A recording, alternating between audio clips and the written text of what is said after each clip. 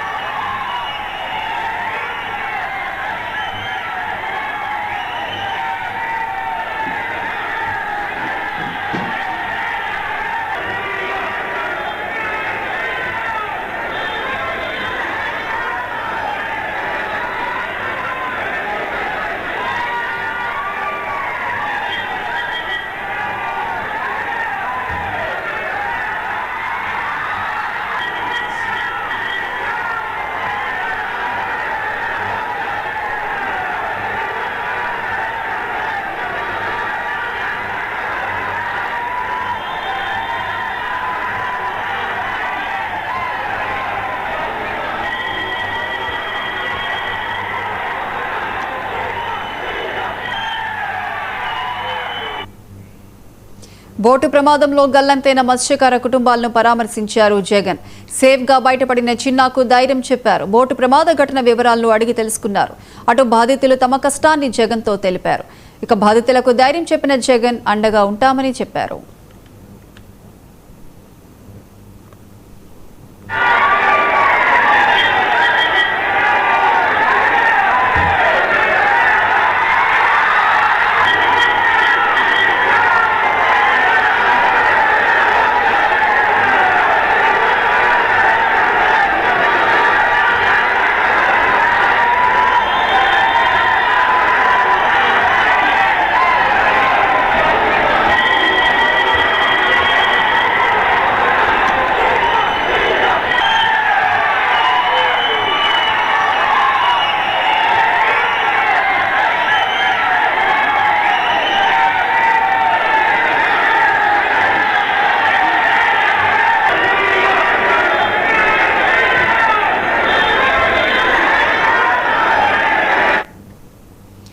Boat ప్రమాదంలో గల్లంతైన మత్స్యకార కుటుంబాలను పరామర్శించారు జగన్. సేఫ్గా బయటపడిన చిన్నాకు ధైర్యం చెప్పారు.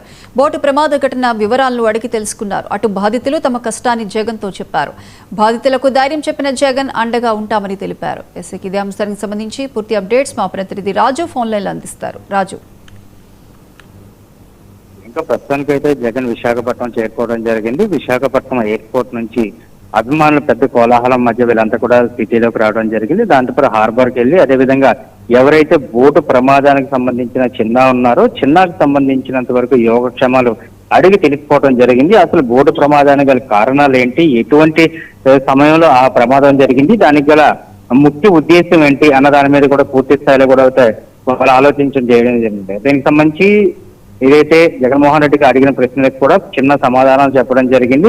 మిగిలిన వాళ్ళు ఏ విధంగా గల్లంతయ్యారు, దానికి సంబంధించి ఇక్కడ కారణాలు ఏంటి అనే దాని మీద ప్రతి దాని మీద కూడా కూలంకుషంగా ఆయన ప్రశ్నలు వేయడం జరిగింది. దానికి సంబంధించి చిన్న ఆరోగ్య పరిస్థితి, అదేవిధంగా ప్రమాదం జరగడానికి గల కారణాలు, వీటిని రెండింటి మీద కూడా ఆయన అడగడం జరిగింది. దాని తర్వాత ఎవరైతే బాధిత కుటుంబాలు ఉన్నారో ఈ బాధిత కుటుంబాలకు సంబంధించినంత వరకు కూడా పూర్తి స్థాయిలో వాళ్ళని ఆదుకోవడానికి కానీ లేకపోతే వాళ్ళ ఆర్థికంగా నిలబడడానికి, ఎందుకంటే చాలా చిన్నపిల్లలు ఉన్నారు, అదేవిధంగా మిడిల్ వయసులో ఉన్న వాళ్ళు కూడా ఉన్నారు కనుక వీళ్ళందరికీ కూడా ఏ విధంగా దానికి సంబంధించి ఆదుకోవాలి, ప్రభుత్వం తరపు నుంచి ఎటువంటి సహకారం అందింది, అదేవిధంగా ప్రతిపక్షాలకు సంబంధించి కూడా ఏ విధంగా ఉండాలి అన్న దాని మీద కూడా పూర్తిగా ఆయన అయితే ఆరా తీయడం జరిగింది. అయితే దానికి సంబంధించి ప్రభుత్వం కొంతవరకు తమకు ఏదైతే సహాయం చేద్దామనుకుంటుందో ఆ విషయాన్ని వెల్లడించడం జరిగింది. దాని తర్వాత ఇప్పుడు ప్రతిపక్షం చేసిన పాత్ర, అదేవిధంగా నేను వచ్చాను కనుక, అంటే జగన్మోహన్ రెడ్డి వచ్చాడు కనుక జగన్మోహన్ రెడ్డి ఏ విధంగా అయితే ఆదుకుంటే తమ కుటుంబాలు సురక్షితంగా కొంచెం కొద్ది రోజుల పాటు